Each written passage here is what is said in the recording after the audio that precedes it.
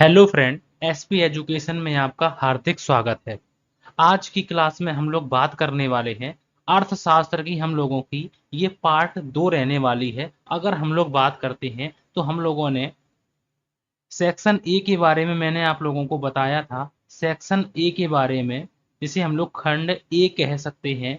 Section A के बारे में मैंने आप लोगों को एमसीक्यू कराए थे। अब हम लोग बात करने वाले हैं सेक्शन बी के एमसीक्यू जो है बात करने वाले हैं।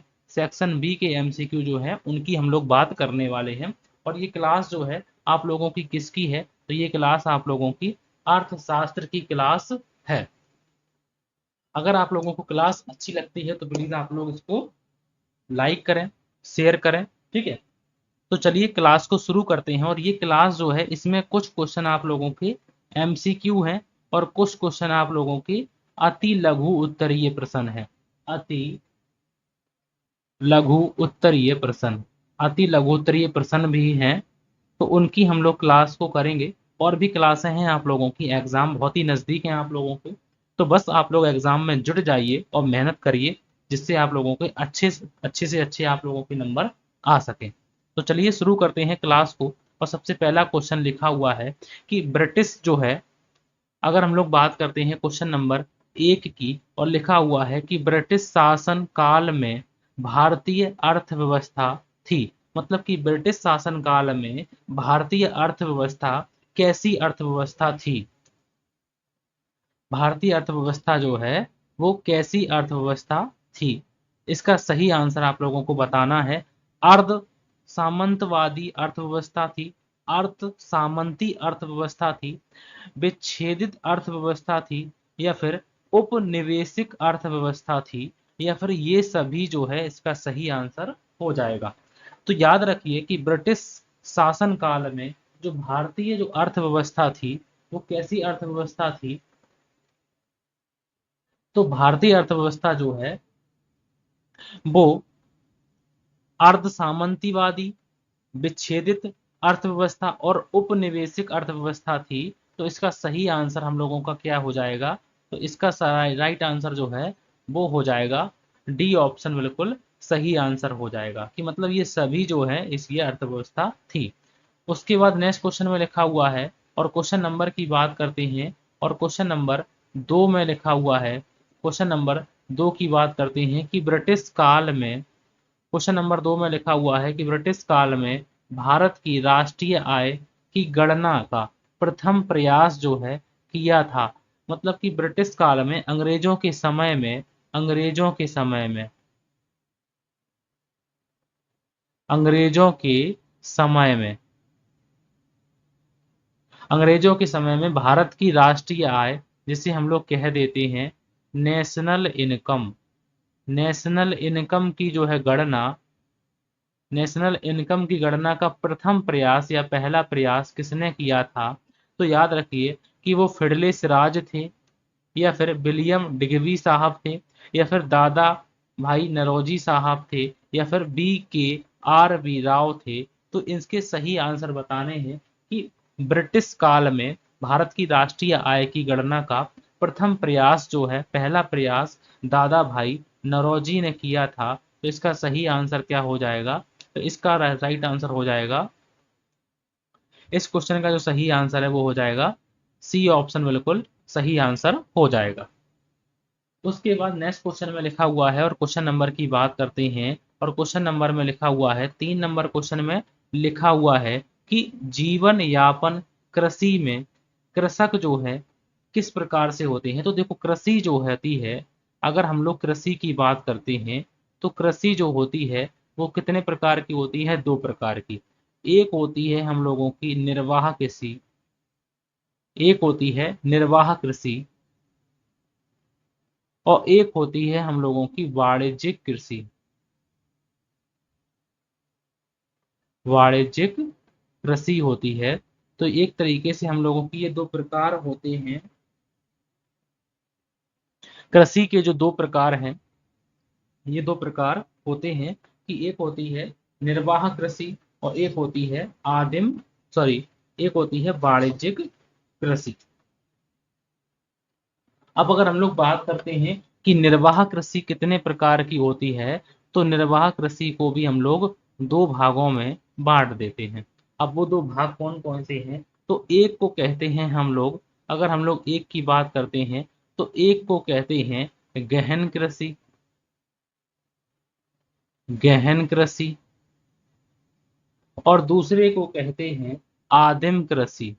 क्या कहते हैं, तो आदिम कृषि कहते हैं। लेकिन हम लोगों से ये नहीं पूछा जाएगा, अगर पूछा जाता भी है तो आप लोग बता सकते हैं कि कृषि कितने प्रकार की होती है, तो आप लोग बता सकते हैं कि कृषि को दो भागों में बांटा गया है।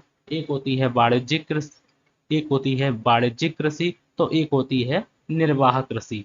अब यहाँ पर पूछा गया है कि जीवन यापन कृषि में जो किसान है, जीवन यापन कृषि का मतलब ही होता है यहाँ पर निर्वाह कृषि। ठीक है, इसका मतलब यहाँ पर क्या है, निर्वाह कृषि से तो अपने समस्त उत्पाद की किसी अन्य उत्पाद से विनिमय करता है, या फिर बाजार में बिक्री के लिए उत्पादन करता है, या फिर बाजार परिस्थितियों पर निर्भर करता है, या फिर प्रमुखता खाद्यान्न फसलों का उत्पादन करता है। तो ये खाद्यान्न फसलें वो होती हैं जिनका उत्पादन वो खुद करता हो। तो इसका राइट आंसर हम लोग बात करते हैं, तो इसका राइट आंसर हो जाएगा कि जीवन यापन कृषि में या फिर निर्वाह कृषि, अगर ऐसे लिखा मिल जाता है तो जीवन यापन करने के लिए खाद्यान्न फसलों का अगर उत्पादन करता है, खाने जैसे गेहूं है और चावल है, अपने मतलब खाने के लिए जो है खाद्यान्न फसलों का उत्पादन करता है, तो वो हम लोगों का जीवन यापन कृषि में आ जाएगा। तो इसका राइट आंसर क्या हो जाएगा, डी ऑप्शन बिल्कुल सही आंसर हो जाएगा। उसके बाद नेक्स्ट क्वेश्चन में लिखा हुआ है, और क्वेश्चन की बात करते हैं, ये किसान लिखा हुआ है। ठीक है, ये कृषक को हम लोग किसान भी कहते हैं। उसके बाद नेक्स्ट क्वेश्चन में लिखा हुआ है, और क्वेश्चन नंबर की बात करते हैं, और 4 नंबर क्वेश्चन में लिखा हुआ है कि 4 नंबर क्वेश्चन में लिखा हुआ है कि ब्रिटिश भारत में कपड़ा जो है उद्योग केंद्र था, कपड़ा उद्योग केंद्रित था, तो कहाँ पर जो है कपड़ा उद्योग केंद्रित था ब्रिटिश काल में, ब्रिटिश भारत में अहमदाबाद में जो है, हैदराबाद में, बेंगलुरु में, या फिर गाजियाबाद में। तो आप लोगों को मालूम होगा कि जो है कपड़ा जो है, अगर हम लोग कपड़े की बात करते हैं तो ज्यादातर हम लोगों का जो कपड़ा है, ज्यादा से मतलब उद्योग की बात करते हैं केंद्रित था, तो अहमदाबाद इसका सही आंसर हो जाएगा, अहमदाबाद इसका सही आंसर हो जाएगा। उसके बाद नेक्स्ट क्वेश्चन में लिखा हुआ है, और क्वेश्चन नंबर 5 में लिखा हुआ है, क्वेश्चन नंबर 5 की बात करते हैं, और 5 नंबर क्वेश्चन में लिखा हुआ है कि अंग्रेजी शासन काल में भारत में निम्न में से कौन सा कार्य नहीं हुआ है। तो अंग्रेजी शासन काल में भारत में निम्न में से कौन सा काल जो सॉरी अंग्रेजी शासन काल में भारत में निम्न में से कौन सा जो कार्य है वो नहीं हुआ है। तो रेलवे की स्थापना हुई है, ठीक है, टेलीफोन प्रणाली की स्थापना हुई है, ठीक है, टेलीफोन प्रणाली की स्थापना भी हुई है, बेतार प्रणाली की स्थापना भी हुई है, दिल्ली में मेट्रो की स्थापना जो है वो अंग्रेजों के शासन काल में नहीं हुई है, वो भारत की स्वतंत्रता के बाद हुई है। तो इसका राइट आंसर हम लोगों का यही इसका राइट आंसर हो जाएगा, क्योंकि हमसे पूछा है नहीं हुई है। ठीक है, तो इसका राइट आंसर क्या हो जाएगा, 5 का डी आंसर बिल्कुल सही आंसर हो जाएगा। ठीक है, उसके बाद नेक्स्ट क्वेश्चन में लिखा हुआ है, और 6 नंबर क्वेश्चन की बात करते हैं, और 6 नंबर क्वेश्चन में लिखा हुआ है, और 6 नंबर क्वेश्चन की बात करते हैं, लिखा हुआ है कि आर्थिक आर्थिक प्रणाली के प्रकार हैं। आर्थिक प्रणाली जो है, अगर हम लोग आर्थिक प्रणाली की बात करते हैं तो आर्थिक प्रणाली होती क्या है, इसके बारे में मैंने नीचे लिखा हुआ है, वहां पर मैं आप लोगों को आर्थिक प्रणाली के बारे में बता दूंगा। लेकिन आर्थिक प्रणाली के जो प्रकार होते हैं वो कितने होते हैं, तो याद रखिए कि वो कितने होते हैं, तो वो यहाँ पर हम लोग बात करते हैं तो वो 3 होते हैं। अब वो कौन कौन से होते हैं, तो इसके बारे में समझ लेते हैं कि वो कौन कौन से होते हैं। तो एक होते हैं पूंजीवाद, एक होते हैं समाजवाद, और एक होते हैं मिश्रित। तो यहाँ पर अगर हम लोग बात करते हैं पूंजीवादी अर्थव्यवस्था, पूंजीवादी अर्थव्यवस्था, एक होती है समाजवादी अर्थव्यवस्था,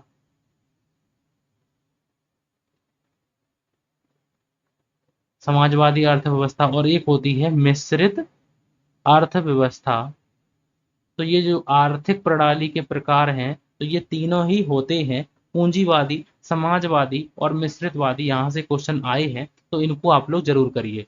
तो हमसे पूछा गया है कि आर्थिक प्रणाली के प्रकार हैं, तो पूंजीवादी भी है, समाजवादी और मिश्रितवादी भी है। तो इसका राइट आंसर क्या हो जाएगा? ये सभी जो हैं इसके प्रकार हैं, तो इसका राइट आंसर हम लोगों का यही इसका राइट आंसर हो जाएगा। डी ऑप्शन बिल्कुल सही आंसर हो जाएगा। उसके बाद नेक्स्ट क्वेश्चन में लिखा हुआ है, क्वेश्चन नंबर की बात करते हैं, और 7 नंबर क्वेश्चन में लिखा हुआ है, क्वेश्चन की बात करते हैं, और 7 नंबर क्वेश्चन में लिखा हुआ है कि आर्थिक स्वतंत्रता से तात्पर्य है। आर्थिक स्वतंत्रता का इसमें तात्पर्य क्या है? व्यावसायिक स्वतंत्रता से है, प्रसविदा संबंधी स्वतंत्रता से है, या फिर उपभोक्ता को चुनाव की स्वतंत्रता से है, या फिर ये सभी जो है इसका सही आंसर हो जाएगा। तो याद रखिए कि आर्थिक स्वतंत्रता का मतलब है कि हम इकोनॉमिक रूप से स्वतंत्र हो। तो इसका राइट आंसर क्या हो जाएगा? तो व्यावसायिक स्वतंत्रता हो। ठीक है, क्या हो? व्यावसायिक स्वतंत्रता हो, ये भी इसका सही आंसर है। और प्रसविदा संबंधी स्वतंत्रता हो, और उपभोक्ता को चुनाव जो है उपभोक्ता को चुनाव की स्वतंत्रता हो। इसका राइट आंसर है हम लोगों का डी ऑप्शन बिल्कुल सही आंसर हो जाएगा। ठीक है, तो इसका राइट आंसर क्या हो जाएगा? डी ऑप्शन बिल्कुल सही आंसर हो जाएगा। उसके बाद नेक्स्ट क्वेश्चन में लिखा हुआ है, और क्वेश्चन नंबर की बात करते हैं। नेक्स्ट क्वेश्चन में लिखा हुआ है, क्वेश्चन नंबर 8 की बात करते हैं कि भारत में अर्थव्यवस्था का प्रचलन है। भारत में किस प्रकार की अर्थव्यवस्था का प्रचलन है? तो अगर हम लोग बात करते हैं तो भारत में मिश्रित अर्थव्यवस्था का प्रचलन है, पूंजीवाद अर्थव्यवस्था का प्रचलन है, समाजवादी अर्थव्यवस्था का प्रचलन है, या फिर इनमें से कोई नहीं। तो भारत में अर्थव्यवस्था का प्रचलन की बात करते हैं तो भारत में प्राइवेट सेक्टर भी है और गवर्नमेंट सेक्टर भी है। तो यहाँ पर अगर हम लोग बात करते हैं तो इसका राइट आंसर हो जाएगा कि भारत में मिश्रित अर्थव्यवस्था का प्रचलन है। तो इसका राइट आंसर है ए ऑप्शन बिल्कुल सही आंसर हो जाएगा। उसके बाद नेक्स्ट क्वेश्चन में लिखा हुआ है, 9 नंबर क्वेश्चन में लिखा हुआ है कि मिश्रित अर्थव्यवस्था के दोष हैं। मिश्रित अर्थव्यवस्था के क्या क्या दोष हैं? तो हम लोग इसकी बात करते हैं तो अल्पजीवी अर्थव्यवस्था है, असमन्विकृत अर्थव्यवस्था है, तानाशाही का भय है इसमें। ये सभी इसके सही आंसर हो जाएगा कि इसका राइट आंसर क्या हो जाएगा? ये सभी जो हैं इसमें ये इनके दोष हैं, और इनके दोष जो हैं, तो इनके राइट आंसर क्या हो जाएगा कि ये मिश्रित अर्थव्यवस्था के दोष हैं। तो ये सभी जो हैं इनके दोष हैं। उसके बाद नेक्स्ट क्वेश्चन में लिखा हुआ है, और क्वेश्चन नंबर की बात करते हैं, और 10 नंबर क्वेश्चन में लिखा हुआ है कि पूंजीवाद की विशेषताएं हैं। पूंजीवाद की क्या विशेषताएं हैं? तो आर्थिक स्वतंत्रता, आर्थिक स्वतंत्रता पूंजीवाद की विशेषता है। लाभ की प्रवृत्ति, उत्तराधिकार, उपरोक्त सभी। तो ये पूंजीवाद की विशेषताएं हैं कि आर्थिक इसमें स्वतंत्रता होती है। ठीक है, क्योंकि हम खुद काम करेंगे तो इसमें आर्थिक स्वतंत्रता होती है।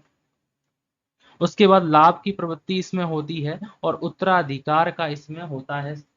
तो इसका राइट आंसर हम लोगों का राइट आंसर क्या हो जाएगा? तो इसका जो सही आंसर है वो हो जाएगा डी ऑप्शन बिल्कुल सही आंसर हो जाएगा कि पूंजीवाद की विशेषताओं में ये सभी जो है विशेषताएं इसमें आती हैं। तो इस प्रकार से अगर एमसीक्यू आप लोगों को देखने को मिलते हैं तो आप लोग आराम से कर सकते हैं। उसके बाद नेक्स्ट क्वेश्चन में लिखा हुआ है, और क्वेश्चन नंबर 11 में लिखा हुआ है कि निम्नलिखित में से कौन सा पूंजीवाद का दोष है? निम्नलिखित में से पूंजीवाद का इनमें से कौन सा दोष है? लाभ तो पढ़ लिए हैं, लेकिन दोष भी हम लोगों को पढ़ने हैं। तो बेकारी का भय इसमें होता है, स्वतंत्रता होती है, तो ये तो एक तरीके से इनका लाभ होता है, ये दोष नहीं है। ठीक है, स्वयं संचालकता होती है, तो ये भी इनका एक दोस्त नहीं है। मितव्ययिता होती है, तो इसका राइट आंसर हम लोगों को बताना है कि इसमें जो है ये इनके एक तरीके से ये इनके लाभ हैं, लेकिन ये जो बेकारी का भय है ये इनका एक तरीके से दोष है। तो इसका राइट आंसर हम लोगों का हो जाएगा ए ऑप्शन बिल्कुल सही आंसर हो जाएगा। उसके बाद 12 नंबर क्वेश्चन में लिखा हुआ है कि निम्न में से कौन सी समाजवाद की विशेषताएं हैं। समाजवाद की कौन सी विशेषताएं हैं? तो उत्पत्ति के साधनों पर सामाजिक नियंत्रण एवं स्वामित्व होता है, पूंजी संचय का अभाव होता है, उपभोक्ता की प्रभुसत्ता होती है, या फिर व्यक्तिगत स्वतंत्रता एवं तथा प्रेरणा होती है। तो समाजवाद में हम लोगों का राइट आंसर है कि समाजवाद में सामाजिक नियंत्रण होगा और उसका स्वामित्व भी समाज के हाथों में होगा। तो इसका राइट आंसर है ए ऑप्शन, बिल्कुल सही आंसर हो जाएगा।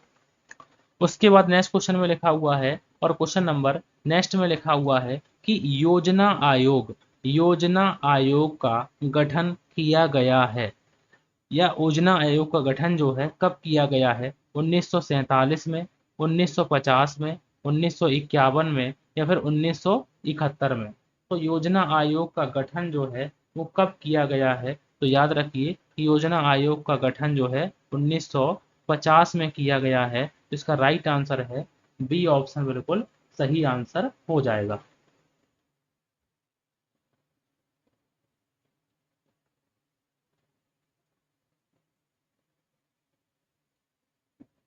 ठीक है, तो इसका राइट आंसर क्या हो जाएगा? बी ऑप्शन बिल्कुल सही आंसर हो जाएगा। उसके बाद नेक्स्ट क्वेश्चन में लिखा हुआ है, और क्वेश्चन नंबर की बात करते हैं, और क्वेश्चन नंबर नेक्स्ट में लिखा हुआ है कि राष्ट्रीय विकास परिषद का गठन किया गया। राष्ट्रीय विकास परिषद का गठन कब किया गया? 1950 में, 1947 में, 1951 में, या फिर 1952 में। राष्ट्रीय विकास परिषद का गठन कब किया गया? तो याद रखिए कि वो 1952 में किया गया। राष्ट्रीय विकास परिषद का गठन 1952 ईस्वी में किया गया है। तो इसका राइट आंसर है डी ऑप्शन, बिल्कुल सही आंसर हो जाएगा। उसके बाद नेक्स्ट क्वेश्चन में लिखा हुआ है कि प्रथम पंचवर्षीय योजना का शुभ आरंभ हुआ है। तो प्रथम पंचवर्षीय योजना का शुभ आरंभ कब हुआ है? तो इसका राइट आंसर है कि वो 15 अगस्त 1947 को हुआ है, 1 अप्रैल 1951 को हुआ है, या फिर 2 अक्टूबर 1956 को हुआ है, या फिर 1 जुलाई 1962 को हुआ है। तो प्रथम पंचवर्षीय योजना का शुभ आरंभ कब हुआ है? तो इसका राइट आंसर है, इसका जो शुभारंभ है वो 1 अप्रैल 1951 को प्रथम पंचवर्षीय योजना का शुभारंभ हुआ है। और पंचवर्षीय योजनाएं जो है वो पाँच पाँच वर्षों में योजनाएं बनाई जाती हैं। तो इसका राइट आंसर है 5-5 वर्षों में बनाई जाती हैं, लेकिन पहले का जो है शुभारंभ कब हुआ था? तो 1 अप्रैल 1951 को इसका शुभारंभ हुआ था। उसके बाद नेक्स्ट क्वेश्चन में लिखा हुआ है, और क्वेश्चन नंबर की बात करते हैं कि अवकाश योजना अवकाश अवधि है। योजना की मतलब कि जो ऐसी योजना जो पंचवर्षीय योजना बनाई जाती है उसमें जो है अवकाश अवधि कब से कब तक थी? तो 1961 से 1964 तक थी, 1966 से 1969 तक थी, या फिर 1972 से 1975 तक थी, या फिर 1978 से 1981 तक थी। तो इसका राइट आंसर हम लोगों को बताना है। तो याद रखिए कि इसमें जो है योजना अवकाश अवधि जो है 1966 से लेकर 1969 तक जो है अवकाश रहा था इसमें। तो इसका राइट आंसर है बी ऑप्शन, बिल्कुल सही आंसर हो जाएगा। ठीक है, तो इसका राइट आंसर क्या हो जाएगा? बी ऑप्शन बिल्कुल सही आंसर हो जाएगा। उसके बाद नेक्स्ट क्वेश्चन में लिखा हुआ है, और क्वेश्चन नंबर की बात करते हैं कि योजना आयोग मतलब योजना आयोग को अब क्या कहते हैं? अब नीति आयोग का अध्यक्ष होता है। मतलब अगर पूछे कि योजना आयोग का अध्यक्ष कौन होता है, या फिर पूछे कि नीति आयोग का अध्यक्ष कौन होता है, तो आप लोग एक ही बात कहेंगे कि वो कौन होता है? तो वो होता है प्रधानमंत्री।